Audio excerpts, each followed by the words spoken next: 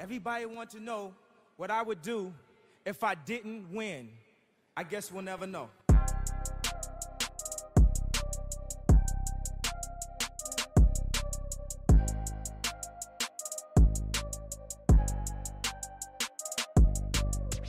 Imagine making a difference.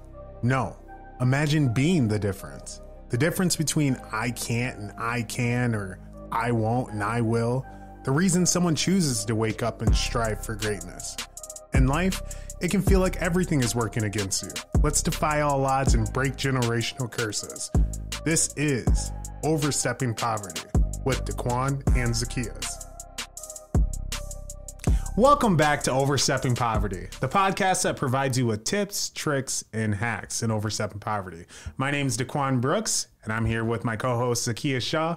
How you doing, Zachaeus? I'm doing good, my brother. Yes, sir. Just got back from Florida a few days ago. We went down there, and it was beautiful, man. It was eye-opening. It was motivating. It was relaxing, crazy, and fun all at the same time. It was great experience with great individuals. You know, it's always nice to see our boy Jake down in Florida, you know, and it's nice to just be able to get our whole group back together and just create those experiences and memories. That was definitely a blessing. I'm not going to lie. Today, it's been heavy on my mind as we think about different topics and things that we want to talk about on the podcast. Mindset. I think a lot of people think of overstepping poverty and they think of like a physical place. They think of, you know, maybe an inner city of a big city, or, you know, really the poverty-stricken areas, which sure. But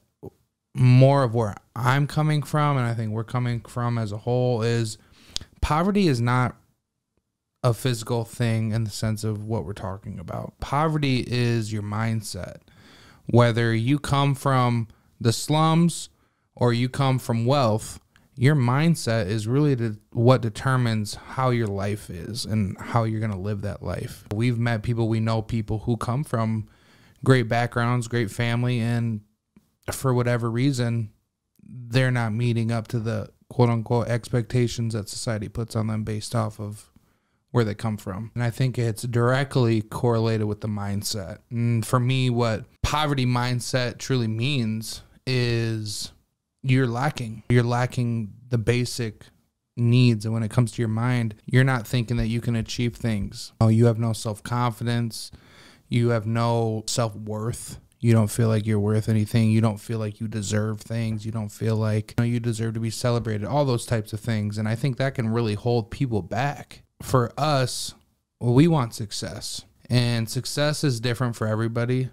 But for me, success is something where it's any individual who has an idea in their mind, or they have a goal set and they're working towards that goal.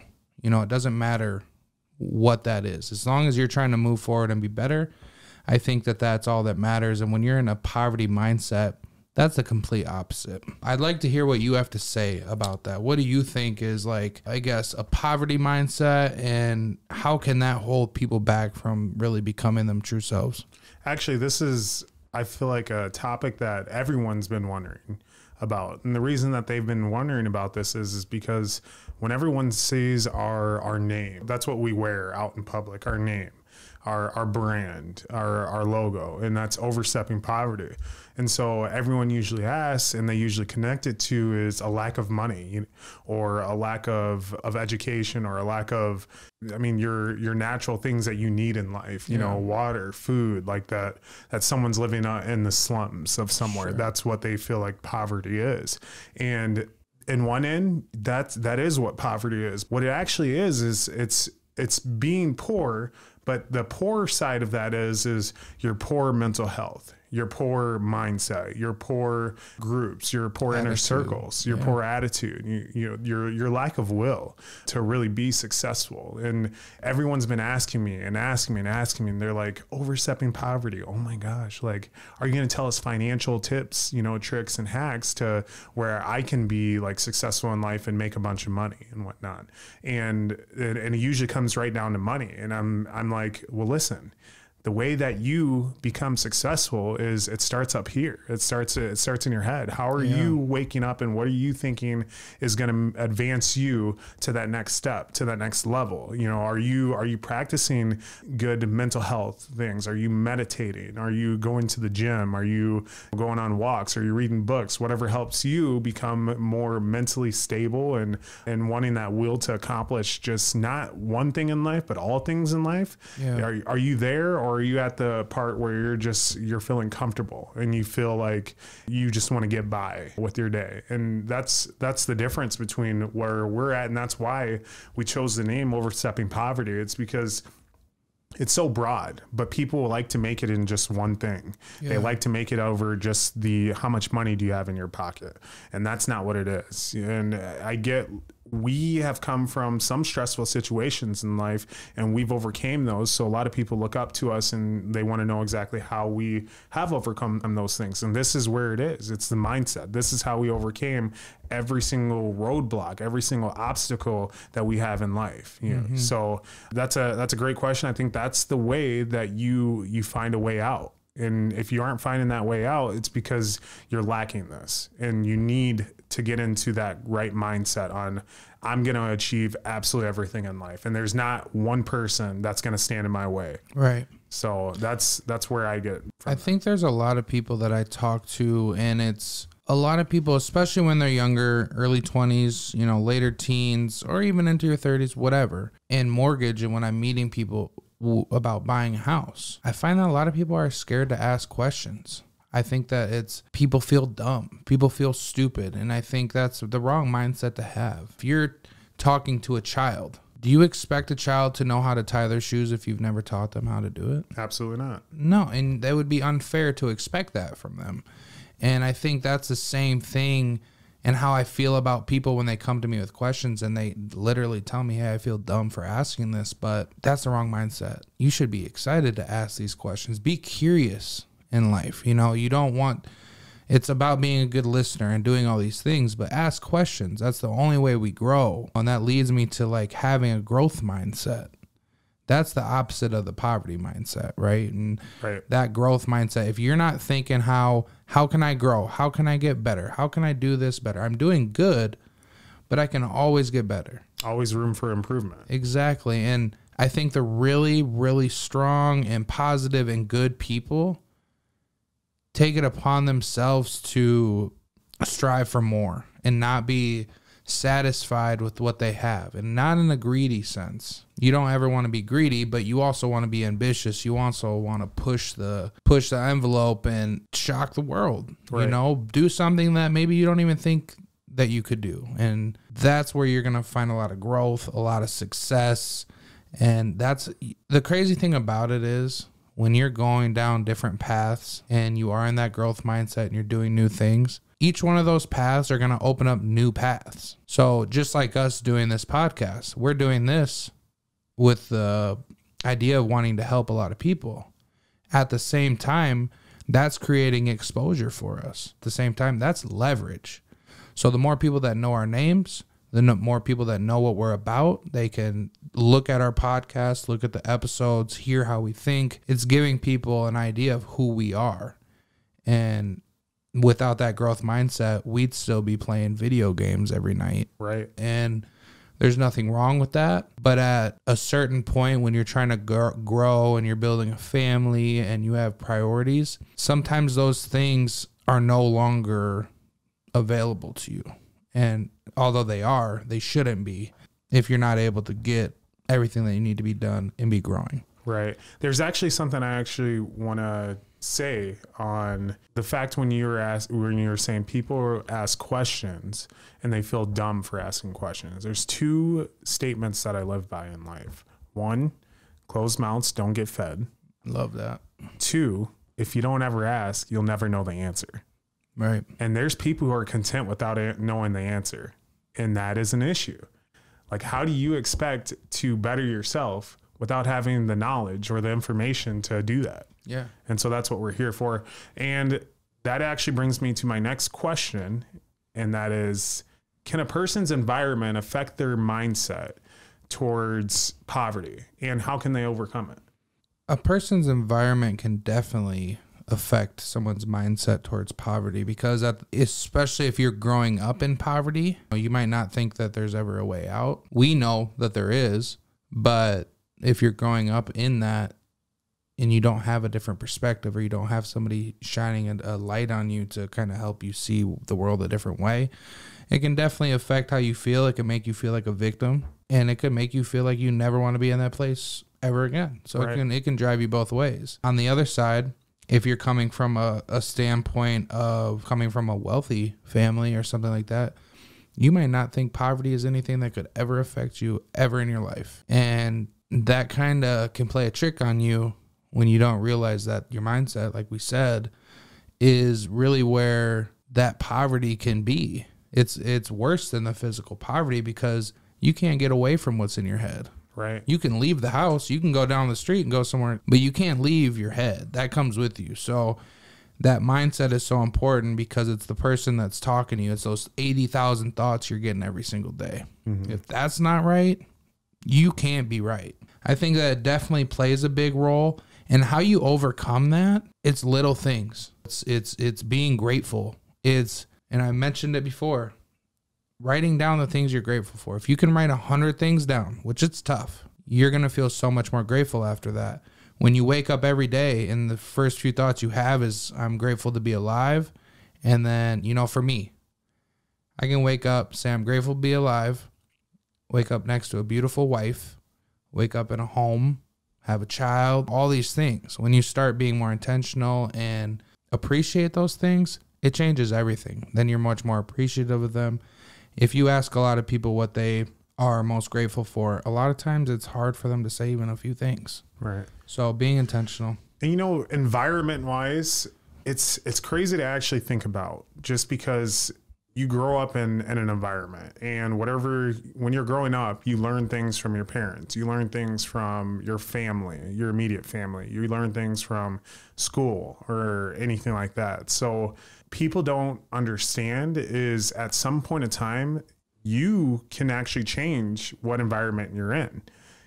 You can pick up and move, whether it's something that's just bringing you negativity in life, or if it's just not really to your standards of how you want to be successful, which is a mindset. Yep. You can pick up and you can grab your things, you can leave. I've had plenty of people that I know who've completely did a reset, moved to a different city because they lived in a city and they grew up in an environment where they had a label on themselves. They were the drunk funny kid in high school and whatnot. Well, people have to grow out of these things to really become and make something of themselves. Yeah. But also it becomes mindset and it becomes perspective, because there are people that I know who may live in like a very poverty stricken area. Okay. We'll say for that, sure, where they don't have much. Their water is not great water. They're not bringing in a huge source of income. And so, but at that same time as well, is there's someone else on another side of the world who has less than that. And where they may think that I have a bunch of things here, or a bunch of, whether it's vehicles, house, or that I'm in a good situation. Well, there's someone else that is in a better situation than I am, and that's because they changed their mindset to get there. Yeah. And I get it's not as easy just to say, hey, change your mindset, but it's doing what you just stated. And that's little things daily. And when you become a routine and you make that routine, it's so easy. How can you practice and become good at something without practicing? Everyone says practice makes perfect. No, practice makes consistency. Consistency is what makes perfect. That's what makes perfection. It's getting out there and doing those little things to better yourself every single day, even though it's repetitive, even though it may be hard or it may be boring at times. Mm-hmm. Those little things are what is going to set you up for success in life, and it's going to set up your family for success in life. And it's how people build the generational wealth. Yeah, that's and what happens is they start to teach their kids this, and their kids teach their kids, and that's how general wealth is passed on. Yeah. The thing that's been helping me a lot lately with my mindset on things is understanding that I don't have to get everything done in one day.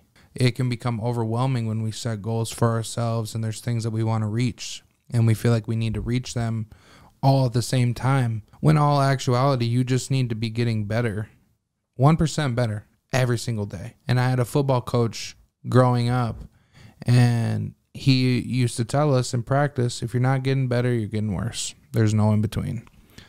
So living life like that, being intentional every day, and trying to get better, even if it's 1%, it doesn't have to be a huge leap. You know, Kobe will tell you the small things, the little, each season he would work on a different part of his game. And eventually he got to the point where he was one of the greatest of all time.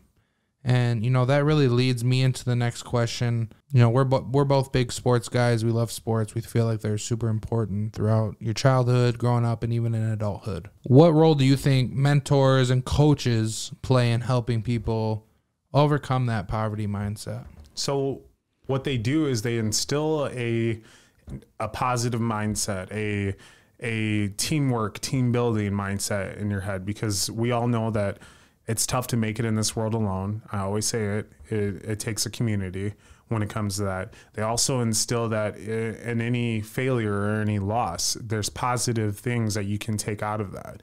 And what it all comes down to is all these things that they instill in you, these mentors and these coaches, is mindset, of course.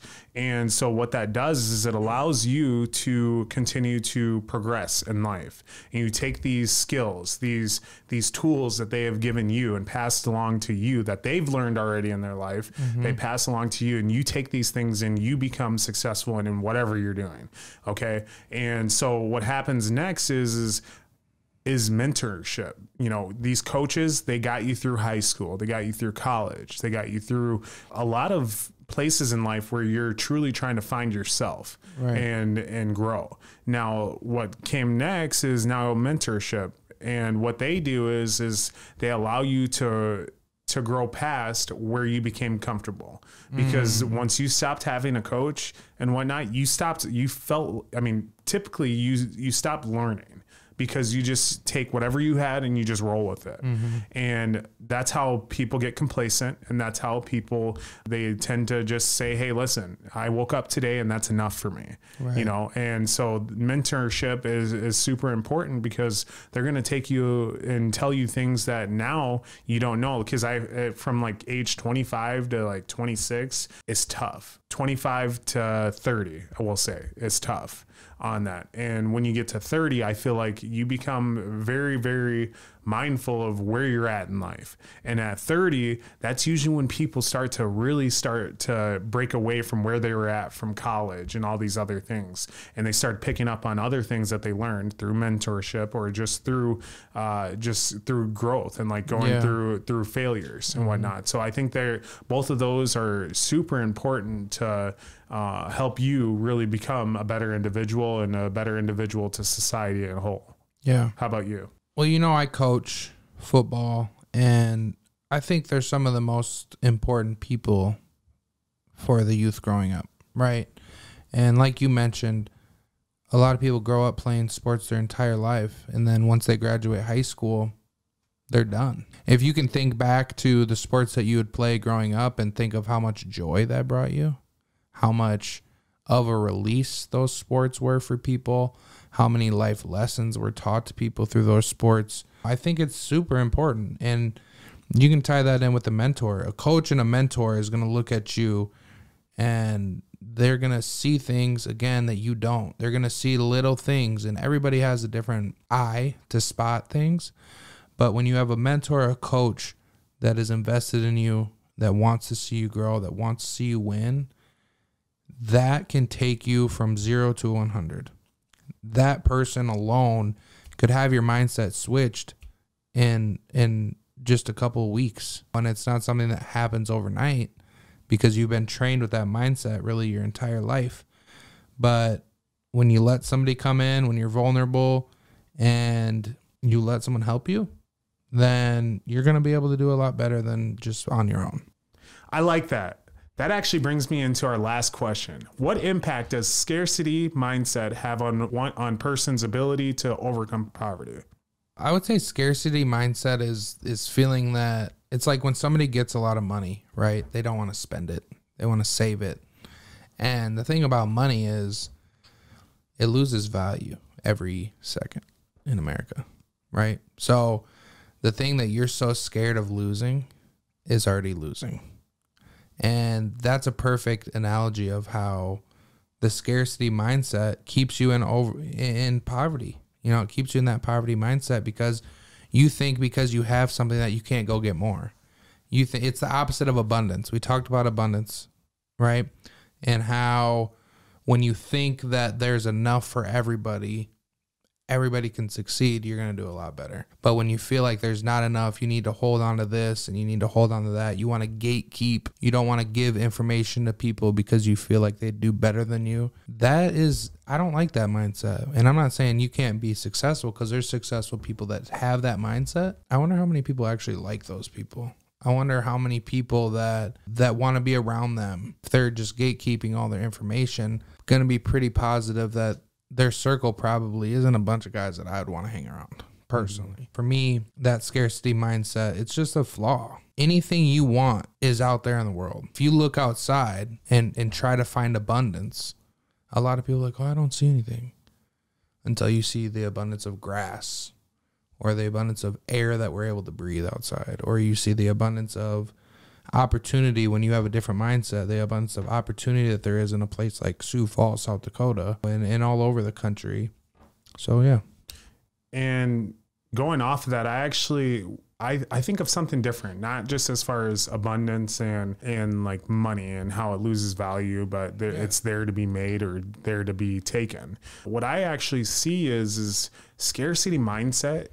It becomes more of a level of where people like think what kind of group you are or what kind of change you're going to make or anything. A lot of people will stay in the same position that they're in and not do any more because they don't want someone else to think that, wow, you are way over trying. Why are you doing so much? Like they think to themselves that, listen, if I take this next step forward and try and better myself on this, someone else is going to think differently of me. And I hate that. I hate it because who cares? I don't care what people think. When we started this podcast here, so many people were like, when I told them, I was like, yeah, I'm actually excited about starting a podcast. And I told them what the podcast would be about. And I could tell on their face because one, they don't know many people in Sioux Falls, South Dakota that have a podcast, but two, they don't know anyone that's talking about overstepping poverty. And the first thing that they come to that as far as overstepping poverty is making money. You're going to talk about making money? No, not just talk about making money. That's a scarcity mindset, because if I took what they were saying to me and just their reaction to us making a podcast, I wouldn't be making a podcast right now. Right. I'd be doing the exact same thing every single week, every single day, and not trying to grow and better myself, and not only try and grow and better myself, but also try and grow and better everyone else as well. That's what I get out of it. It's a level of trying to figure out how exactly and why does anyone else's opinion of you matter about you, because at the end of the day, they're not going to bring you to success. Right. They're not going to take and give you all the money that you want, all the gratitude that you want. So they're not going to be able to help you grow. So their opinion does not matter. And everyone needs to know this, because it doesn't. The only thing that matters is what you think. That's it. I agree 100%. So that leads us into our last part of this episode, where we give you 5 tips, tricks, or hacks on how you can overstep poverty. Today, we want to give you guys a few different things that you can do to start changing that poverty mindset and get into more of a growth mindset. So I'll lead us off here with the number 1 step is practice self-awareness. So the first step in developing a positive mindset is understanding where your mindset is at. Do you have a growth mindset already? Well, maybe you don't need to get in that lane.